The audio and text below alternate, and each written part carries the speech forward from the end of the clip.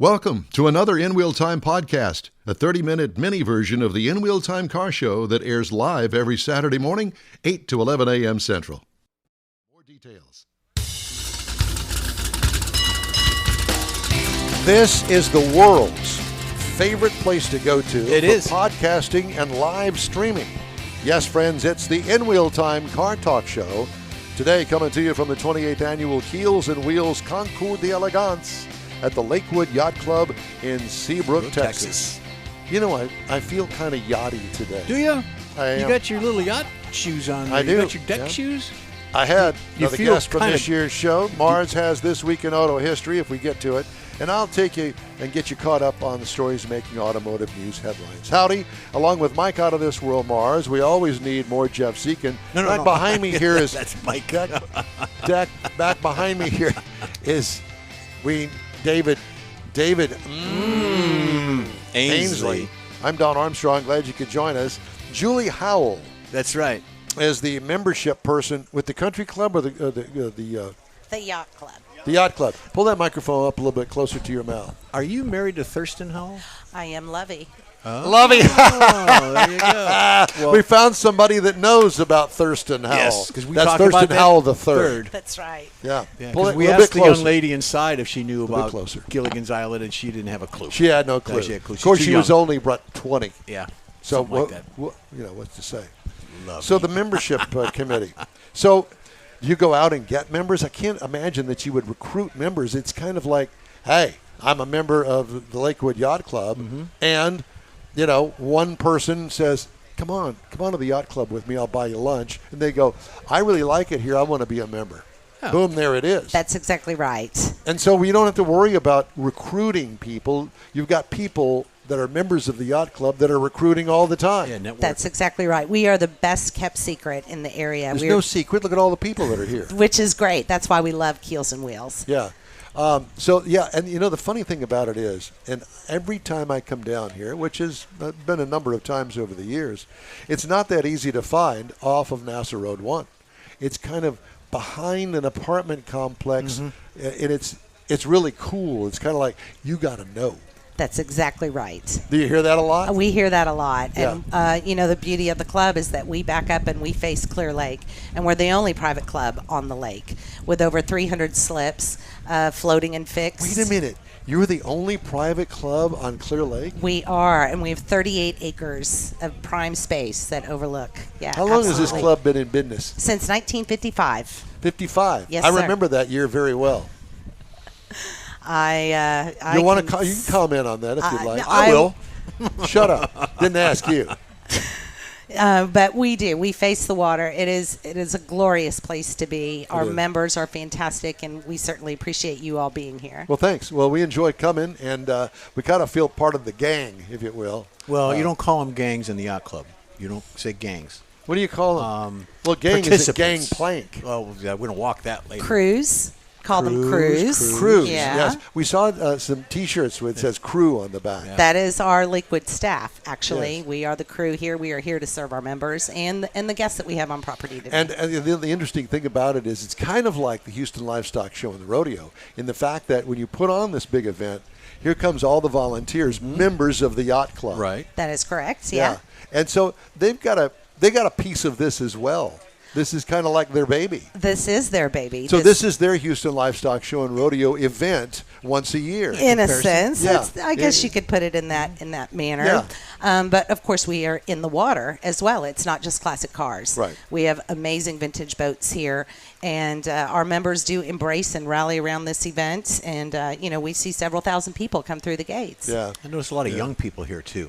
There are, which is Young it's a with- family-friendly right. event. And, it's interesting that, we've been coming here long enough now that a lot of these events with these classic cars tend to be a lot of gray-haired people. And I'm not What? speaking out of class, am I?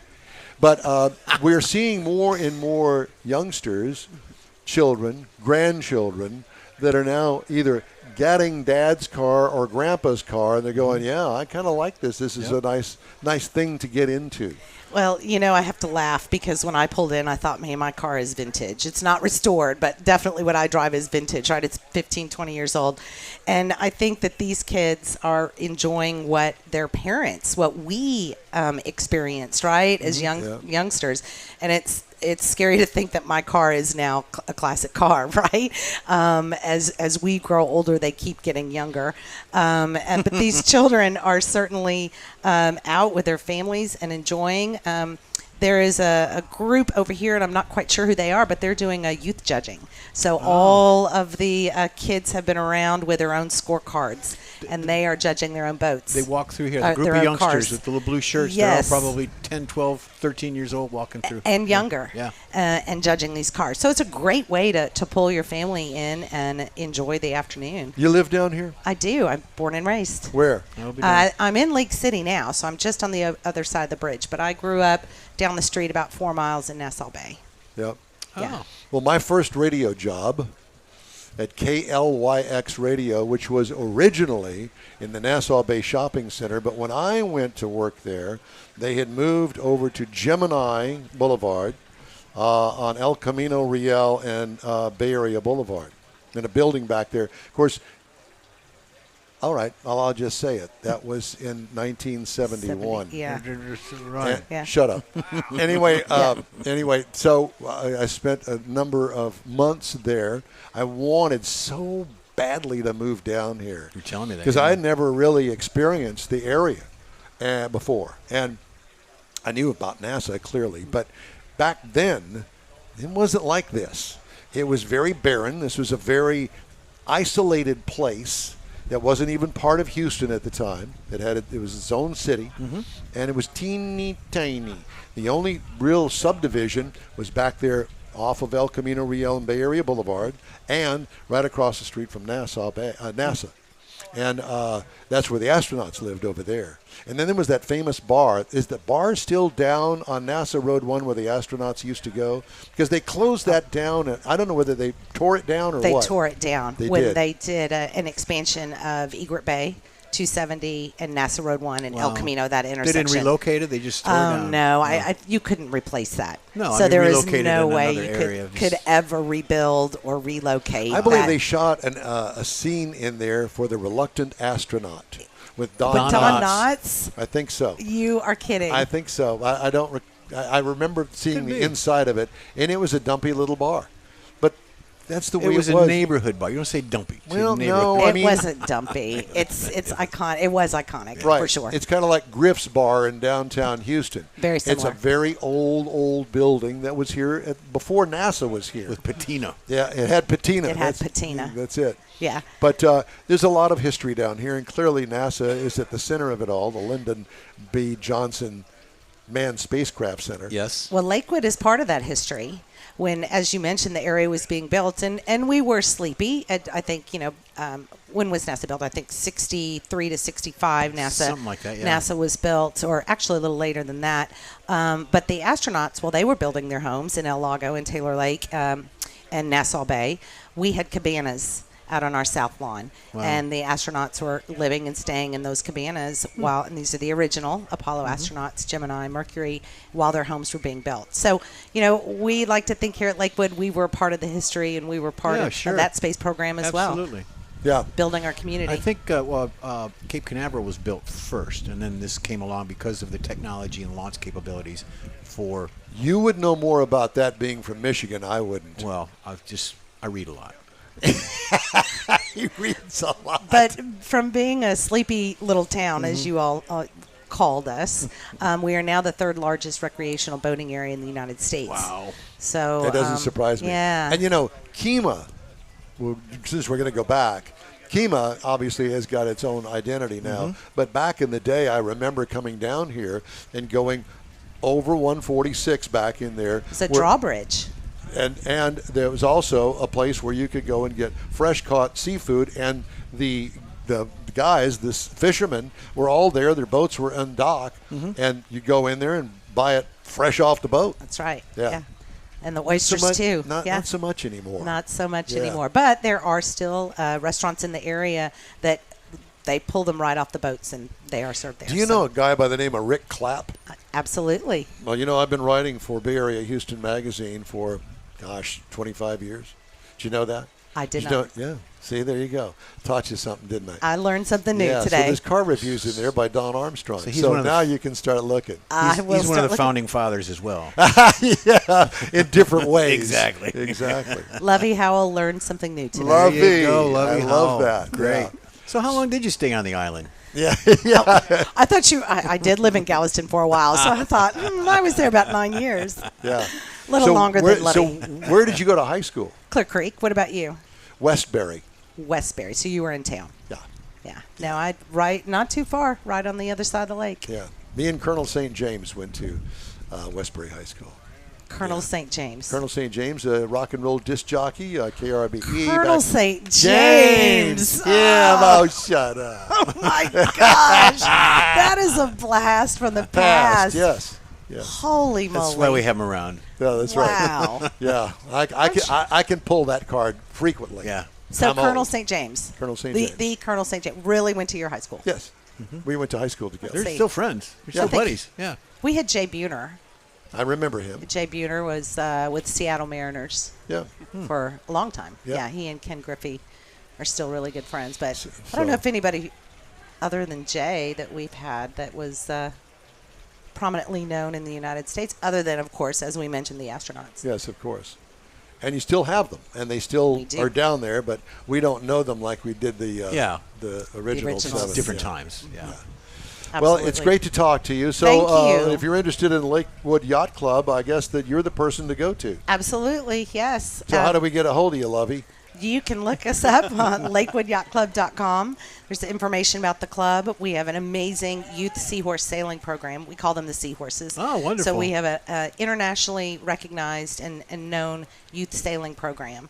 So if you are interested in getting out on the water, having your kids out on the water, it's a remarkable opportunity for them to learn not only sailing but life skills. Well, it's a fun and different experience down here. There's no place else like it, this area in here. Absolutely. There's no place like Lakewood. There's not. That's true. And I said that from the very beginning. Mm-hmm. Well, thank you very much. Thank you, gentlemen. It was a real pleasure. Yeah, and thank you for being here today. Julie Howell, a.k.a. Thurston Howell III's daughter. Yeah. Thank you. You're welcome. All right. Thanks again. Hey, the In-Wheel Time Car Talk Show is available 24/7 through the iHeartRadio app. Just look for In-Wheel Time Car Talk. We also video stream on Facebook, YouTube, and InWheelTime.com. Podcasts, they're available 24/7 from your favorite podcast provider. The In-Wheel Time Car Talk Show continues from this year's Keels Wheels Concours d'Elegance right after this quick break. Pro-Am Auto Accessories has been serving Houston's auto enthusiasts since 1984, providing world-class products for sports cars, European sedans, and American muscle. Pro-Am is known as the place to go to find exclusive and hard-to-find parts and accessories. Pro-Am is one of the very first distributors in the USA for brands such as Recaro, Redline, Momo, Corbo, and Simpson. Located in the heart of Houston's premier retail and service corridor, the Galleria area, Pro-Am's walk-in storefront includes an 8,000-square-foot warehouse, showroom, and installation bays. Pro-Am not only sells parts and accessories, but also offers installation and service. Pro-Am is now reaching a worldwide audience through Pro-Am.com, taking its local reputation to the rest of the world. At Pro-Am Auto, you'll be dealing with a small group of professionals who truly want to help you with your automotive needs. If you don't see what you're looking for on the website, call, and Pro-Am will lend you a hand. Pro-Am Auto, 6125 Richmond at Green Ridge in Houston's Galleria area. Call them at 713-781-7755. Want to feel good about something special you did for someone special? In-Wheel Time and the original Lupi Tortilla group of Tex-Mex restaurants have joined together to help a very worthy cause, God's Garage, a Christian-based 501c3 charity. We know there are lots of places and organizations out there where you can donate a car, truck, or SUV, but we're asking you, our car enthusiast family, to consider donating to God's Garage. Visit godsgarage.org and learn about its mission, the women that have been helped, how each one is screened, and about their Restore You program. A car donation is an easy way to make a difference in the lives of others. God's Garage needs good operating vehicles, but will take all types in working and non-working condition. Make your heart and soul feel good by donating your gently used vehicle and help support single mothers, widows, and wives of deployed military at godsgarage.org. Saturday and Sunday, May 4th and 5th, you're invited to enjoy the 28th Annual Keels Wheels Concours d'Elegance. See the largest collection of classic cars and boats in the U.S. on display at the beautiful Lakewood Yacht Club in Seabrook, Texas. This year's Keels Wheels features 60 years of Ford Mustangs and Donzi boats. There's plenty of free parking, and discount tickets are available online at keels-wheels.com. It's Keels Wheels, Saturday and Sunday, May 4th and 5th at the Lakewood Yacht Club in Seabrook. In Wheel Time will be there, too. We'll see you there. Welcome back to the In-Wheel Time Car Talk Show, coming to you today from the 28th Annual Keels Wheels Concours d'Elegance at the Lakewood Yacht Club in Seabrook, Texas. And you just heard a spot there a minute ago for God's Garage. Dick Langer, he's the volunteer facilities manager up there, stopped by to say hello, and we appreciate him and all the fine work that they do up there at God's Garage. Be sure and visit them. Yep, there goes the Black Hawk helicopter. Hey, they were at the airport by my house, 3 of them. Yeah. Landed yesterday. Yeah, they hang around every once in a while. I've had then. lunch with those guys. They're very nice. Mm-hmm. Those are very big helicopters. Very big. Very big. Very big. The blades on them, about that wide. I know. I'm going to tub one out. Tub one out. Yep. That's it. Well, they do have wheels on them. I know. Jay Matthews joins us now. Jay, who are you with? I'm with Jay Matthews. I'm with Jay Matthews. What does Jay Matthews do? Jay Matthews is a retired rice farmer. Oh. A rice farmer. Most people don't know that they grow rice in Texas, but they do. Well, I do. Oh, yeah. Okay, Yeah. well, good. There's fewer and fewer rice farms these days. Most of them now are south of Houston, Right. Down toward Angleton and that area, 288 area down there. But I've always wanted to ask a rice farmer, how and why do you put those big dirt berms in weird patterns out there in the farmland? That follows the contour of the land. And so, obviously the land is not perfectly square, so as the level changes, and normally those are run on 0.2 of a foot. So every time you see one of the, we call them a levee, every time you see a levee, it's dropped 0.2 of a foot. Those contours. Yeah. So that's what that's See, for. so you can keep the water in that section, Right. as opposed to having it all drained down to one end of the field. That's correct. Interesting. I never knew that. Did you know that? No, but I've seen them all out in Winnie and all the places. I fly over them all the time, and I'm going, I just don't understand it. It doesn't make any sense to I me. knew that. So how do you come up with that curvature like that? Well, it's run on with a surveying instrument. I got you. Okay. I mean, now it's So at some point, somebody has to go out there with one of those stakes and then the surveying thing, and they go, yep, that's that high, that's that high. That's the way that's why they used to do it. Now it's all satellite stuff. It's all, it's all GPS. Well, I'm retired. I hadn't done one in a while, but that's the way they do it. Are you still active in that? Is it a family-run business now, or No, actually, I'm a second generation farmer, but my son. Anyway, I was the last of the. I got you. Last of the Mohicans, as they say. Mohicans. You mentioned Winnie. That's where my farm was in Winnie. Winning? Yeah. What do you got here today? I've got a 1908 Buick. Well, as we like to call it in the hood, the Buick. Buick. You got your Buick in 1908. 1908. When did they start making Buicks? They started making them in 1903. And Is this the second gen? Well, David Buick was an engineer, and he was a plumber, and he patented the way to put enamel on cast iron, like for the old bathtubs or commodes or whatever. And he made a fortune in that, and then he got interested in motors, engines, and started this automobile company. But he was a better inventor than he was a businessman, and after about 2 years, he was out of the company. He made bad investments, and he died broke. Well, whoever took over the company, I guess we'd say he did pretty good. They did pretty good. It was an independent company, and then in 1910, when they formed General Motors, it became the keystone of General Motors. Buick did. Yeah. Buick did. It wasn't Chevy, wasn't Cadillac, none of the other ones. It was Buick. Well, they put Buick, they bought Cadillac, they bought some other companies. Chevrolet didn't exist at that time. And then a guy named William Durant started. Sure. Well, he got overextended and he got kicked out by his board of directors. Right. So then he started the Chevrolet company. Louis Chevrolet was a well-known race driver. He was the A.J. Ford of his day. Right. And so they used his name, and they started the Chevrolet company in the mid-teens. And then in 1915, I believe it was. No, it was a little later. Late teens, I forget the date. Yep. Anyway, Chevrolet bought General Motors. General Motors didn't buy Chevrolet. Chevrolet bought General Motors. He's a Frenchman. Chevrolet was a race car driver overseas. No, I think he was born in France, but he was American. That's what it is. I mean, Okay. he lived in America, and he was raced in. There were 3 Chevrolet brothers, and they all raced. And one of them won the Indy 500, and then died in a car wreck the next year. Oh, wow. Racing. But anyway, and then in 1920. Durant made the same mistakes he'd made earlier, and he got bought out of General Motors again. So he was out of. He controlled General Motors twice, but he ended up. So here's my question to you. Why did you decide to go with a Buick? Of all the makes and models of cars in that era.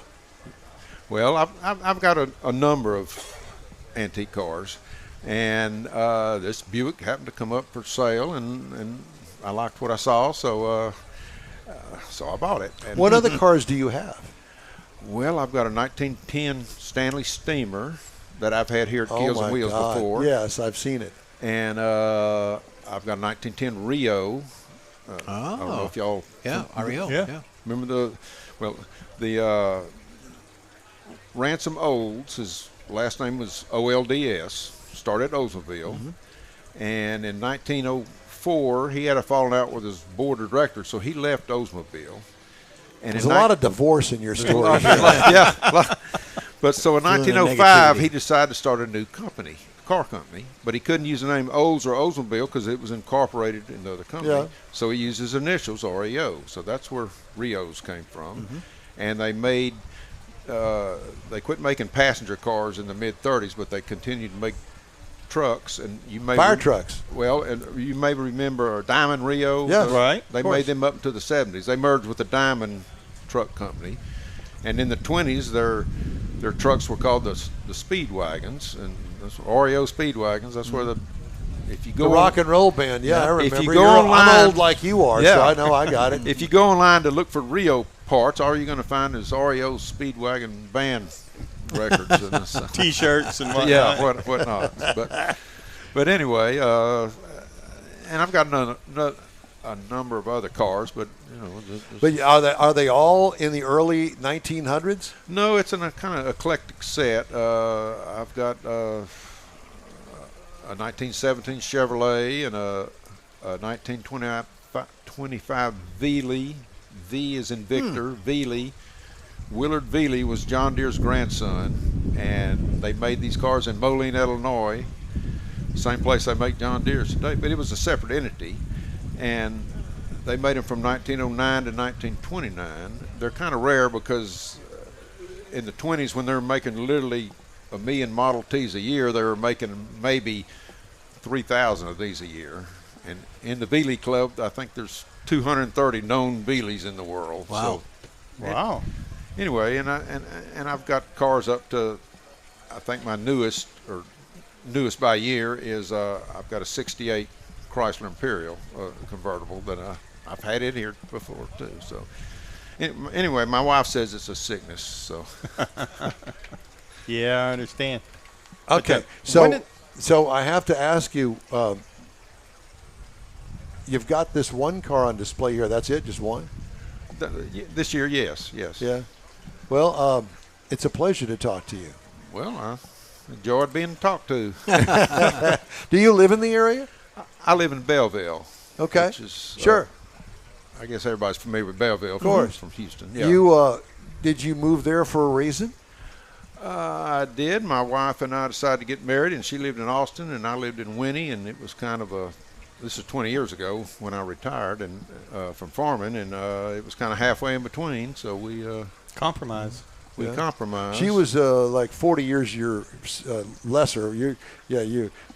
She's clearly a lot younger than you are. Well, actually, the answer to that is yes, Don. She is. Yes, Don. She is. Actually, this is interesting. We went from second grade on through high school together. Oh, be darn. And we weren't particularly friends or didn't date or anything. But we met, or I should say re-met, at our 35th high school class reunion. So, and then we got together. So. Well, congratulations. And congratulations on your car collection. Does she help you with that at all? Well, she likes to ride in them. Does she? Yeah. I like that, but I don't like that. Do you ever get that? She's a gamer. She'll ride with the top down. She's a gamer. Yeah, right. Yeah. Your daily driver is what? My daily driver is a Lincoln SUV. Go. But I was waiting for you to say, yeah, I got me an F-150. Well, I do have a Dodge pickup that I drive when I need a pickup. It's not a daily driver, but I live about 5 miles out of town, and whenever I go into town, if I'm not in a big hurry or if it's not raining, I usually take one of my old cars. I'm well known around town, maybe not by name. Now you're known worldwide. Worldwide, yep. Just There like you the have wide it. world of sports. There That's you us. go. There you go. Jay Matthews, it's a pleasure. Thank you, sir. I enjoyed it. Thank you. We did too. Thank you very much. Thank you. The In-Wheel Time Car Talk Show coming to you today from Keels Wheels, the 28th annual. Mr. Morris, let's not do your auto history here. Let's do it on the other side of the break, if that's okay with you. Works for me. Yes, All sir. right, very good. And we'll do some news things, and we got stuff. We're going to kibitz. Kibitz. I'm ready. Thank you. We'd love to hear from you. Shoot us an email. The address here, info@inwheeltime.com. Time for a quick break. You're on the In-Wheel Time Car Talk Show, streaming and podcasting around the planet. Look for us on your favorite provider. The original group of Lupi Tortilla restaurants will have you telling your family and friends just what the original recipes mean when it comes to the best fajitas in Southeast Texas. Founder Stan Holt invites you to visit the original Lupi Tortilla near I-10 and Highway 6. Here's the original house that inspired the design of all the rest and the original charm that helped make Lupi Tortilla the go-to destination for Houston Tex-Mex. Speaking of original, nothing can compete with the original lime pepper marinade that everyone will agree makes Lupi Tortilla award-winning beef fajitas the best anywhere. Lupi Tortilla Katy is another location that gives you the same quality and service Houstonians have come to expect at Lupi's. It's located just off I-10 and the Grand Parkway at Kingsland Boulevard in Katy. Find yourself in Aggie Land? Head to the Lupi Tortilla in College Station, located just around the corner from Kyle Field. It's a great place to enjoy those famous frozen margaritas before or after the game. Headed east to Louisiana, stop in at the Lupi Tortilla in Beaumont. It too's on I-10. You can't miss it. The original group of Lupi Tortilla restaurants invites you in for the best Tex-Mex anywhere. Gulf Coast Auto Shield is having another car social Saturday morning, May 18th from 8 to 11. It's a car cruise-in like no other. Expect Ferraris, Lamborghinis, Corvettes, and the featured brand Porsche. Get social at this special cruise-in event. You'll also see Gulf Coast Auto Shield's private workshop and learn about their many products and services. Questions are welcomed. Gulf Coast Auto Shield is easy to get to at 11275 South Sam Houston Tollway near West Airport Boulevard, just south of the Southwest Freeway. The Car Social featuring Porsche takes place Saturday morning, May 18th from 8 to 11. Tell your friends, and no matter what car you have, bring it and enjoy this rare opportunity to see some of Houston's finest rides. In Wheel Time will bring its Car Talk Show there too, so join us for another Car Social at Gulf Coast Auto Shield, Saturday morning, May 18th, 8 to 11 at 11275 South Sam Houston Tollway, just south of the Southwest Freeway. Visit gcautoshield.com to see the show flyer for more details. That's it for this podcast episode of the In-Wheel Time Car Show. I'm Don Armstrong, inviting you to join us for our live show every Saturday morning, 8 to 11 a.m. Central on Facebook, YouTube, Twitch, and our InWheelTime.com website. Podcasts are available on Apple Podcasts, Spotify, Stitcher, iHeart Podcast, Podcast Addict, TuneIn, Pandora, and Amazon Music. Keep listening, and we'll see you soon.